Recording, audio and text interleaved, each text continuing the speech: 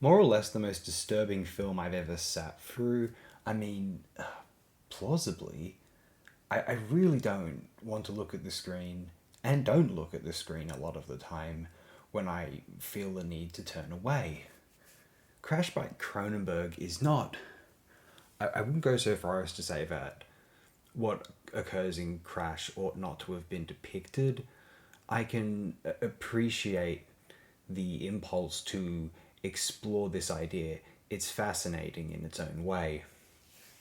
I, I watched the film, right? I could have been just simply appalled by the premise at the output at the onset. Excuse me. I was repulsed by it, but it didn't quite turn me away from it.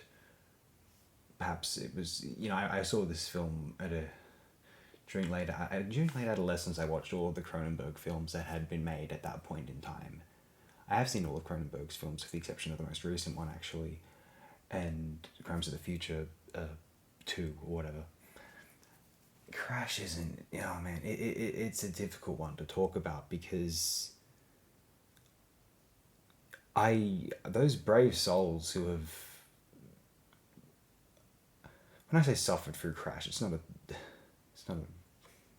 denouncement of the film, but it is not a pleasant experience. And I really hate coming across as like, oh my god, Crash is so fucked up. Like, it, not that it isn't, yeah, but there is a great intellectual value here. There's plenty who just shake their heads at that idea alone. Look, guys, I can't help but feel that, if nothing else, how genius is it that Crash employs this kind of beige, disgusting aesthetic of like a higher end 1990s television film.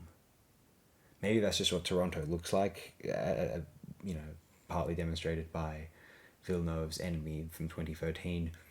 Or maybe it was a concerted effort for Cronenberg and Peter Sujitsky to make the film appear visually in its more grounded dimension as kind of fluidly normal and mainstream and palatable and dull as possible, because that is the Ballardian nexus wherein the extreme behavior then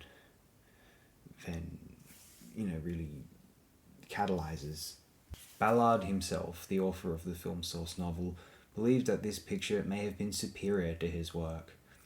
Now, how many authors have ever even considered saying that, let alone publicly admitting it about a film adaptation of their work?